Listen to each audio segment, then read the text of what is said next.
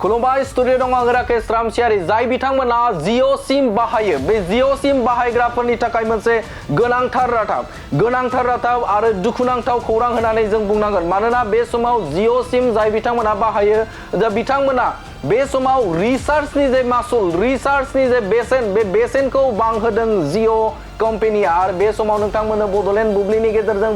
बबे समाव थामहिनबा जाय बिथांमोना दानाव बे सोनाय जे प्लेन जाय बिथांमोना दानसेयाव रिचार्ज खालामनाय बे रिचार्ज खालामनायनि जे मासुला बेसेबां जागोन नै दाननि थाखाय जाय बिथांमोना बे समाव रिचार्ज खालामो बे रिचार्ज खालामग्राफोरनि बेसेनाबो बे समाव बांनायखौ मोनथिनो मोनदों थारैनो बे समाव जाय बिथांमोना रिचार्ज खालामो थामहिनबा जिअ सिम बाहायो बे जिअ सिम बाहायग्राफोरनि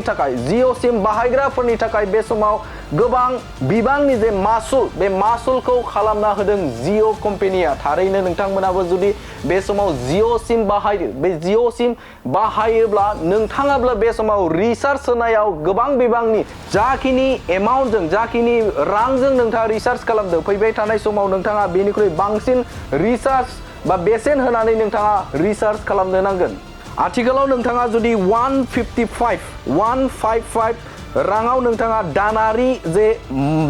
नोंथाङा रिचार्ज खालामोब्ला बे समाव नोंथाङा 189 आव नोंथाङा बेसेन होनानै बे दानारि प्लेनखौ नोंथाङा लानो हागोन 209 दानारि नोंथाङा जुदि दा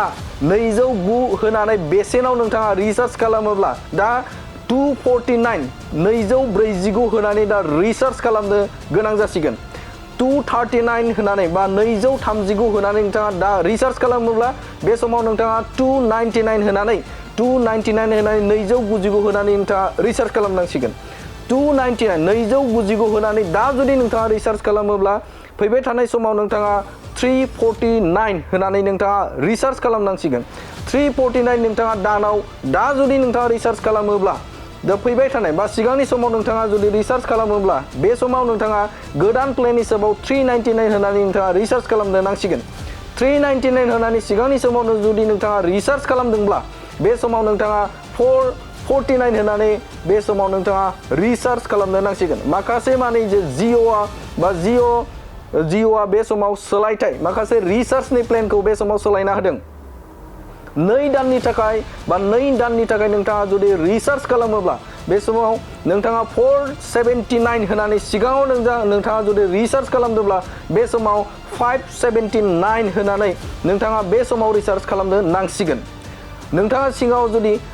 533 बा 533 होनानै सिगांनि समाव नोंथाङा जुदि रिचार्ज खालामदोंबा 2 दाननि थाखाय बे समाव नोंथाङा 629 बा 629 होनानै बे समाव नोंथाङा रिचार्ज खालामनो नांसिगोन 3 दाननि थाखाय नोंथाङा जुदि रिचार्ज सिगांनि समाव खालामदोंबा 395 होनानै जुदि खालामदोंब्ला बे समाव नोंथाङा 479 होनानै नोंथाङा बे समाव रिचार्ज खालामनो नांसिगोन 666 बा 666 होनानै नोंथाङा जुदि सिगांनि समाव रिचार्ज खालामदोंब्ला 3 दाननि थाखाय बे समाव नोंथाङा 799 होनानै बे समाव नोंथाङा रिचार्ज खालामनो नांसिगोन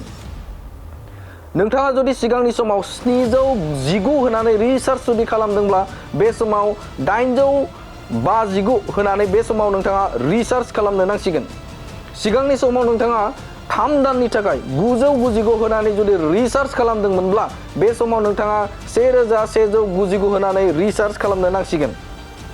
बे समाव नोंथांमोननो रिचार्जनि बा जिअ'नि जे रिचार्ज खालामनायनि बेसेनफोरखौ नोंथांमोननि गेजेराव थोंजों बड'लेण्ड बुब्लिनि गेजेरजों होबाय थादों बोसोरारि नोंथाङा जुदि रिचार्ज खालामदोंबा थामहिनबा नोंथाङा 1559 होनानै सिगांनि समाव जुदि रिचार्ज खालामदोंब्ला बे समाव नोंथाङा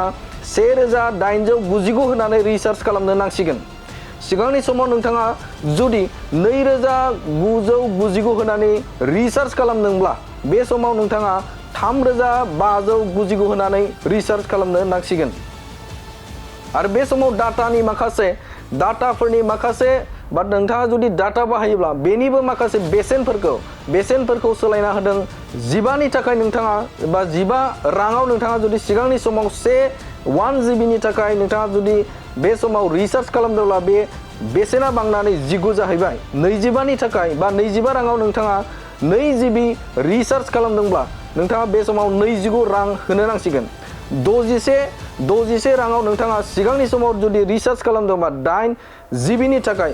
6 जिबिनि थाखाय नोंथाङा बे समाव 69 रां होनानै बे समाव रिचार्ज खालामनो नांसिगोन आरो पस्टपेडनि थाखाय पस्टपेडआव नोंथाङा जुदि सिगांनि समाव 299 नोंथाङा जुदि हरदोंमोनब्ला बे समाव 349 होनानै नोंथाङा बे समाव रिचार्ज थामहिनबा नोंथाङा होनो नांसिगोन 399 नोंथाङा जुदि सिगांनि समाव पस्टपेड नोंथाङा सिम लादोंब्ला थामहिनबा नोंथांमोना बे समाव 449 होनानै बे समाव रिचार्ज खालामनो नांसिगोन बे समाव नोंथांमोननो बड'लेण्ड बुब्लिनि गेजेरजों बे समाव दानाव बेसेबां नोंथाङा रिचार्ज खालामोमोन आरो आथिखालाव फैबाय थानाय समाव नोंथाङा बेसेबाङाव रिचार्ज खालामनो नांसिगोन बे समाव नोंथांमोननो जे जिअ सिम बा जिअआ माखासे माने जे प्लेन खालामनाय माखासे माने जे फैबाय थानाय समाव बिथांमोननि जे रिचार्ज खालामनायनि जे बेसेन बे बेसेनखौ बांहोनायनि जे सार्ट थामहिनबा डाटा बे डाटाखौ नोंथांमोननि गेजेराव बड'लेण्ड बुब्लिनि गेजेरजों होबाय गोजोन्थों मोनसे गोजोनथाव खौरां नोंथाङा नोंथांनि न'खौ समायना रमायना जोंख्लाब माख्लाब खालामनो गोसो दं नामा थारैनो नोंथाङा नोंथांनि न'खौ समायना रमायना साजायनो गोसो दंब्ला नोंथांमोननि थाखाय बिजनेस बेन्स प्रडाक्ट्स कम्पानिया गोजोनथाव खौरां लानानै फैदों गोदान बोसोर रंजालि बैसागु फोरबोजों लोब्बा लाखिनानै बेन्स प्रडाक्ट्स कम्पानिया नोंथांमोननि थाखाय अफार होनाय जादों चिरां जिल्ला बेंटल गेट 27 राजा लामानि एबा सिबिथाय लामानि साखाथियाव नोंथांनि न'खौ समायना रमायना खालामनो गोसो जानाय रायजो राजाफोरनि थाखाय बिजनेस बेन्स प्रडाक्ट्सआ लानानै फैदों गोजोनथाव खौरां पलिग्रेनाइट WPC एबा PVC wooden flooring wallpaper steel roofing soffit ceiling बायदि गाबनि न' साजायग्रा खम बेसेनावनो नोंथांमोना बायनानै लांफैनो हागोन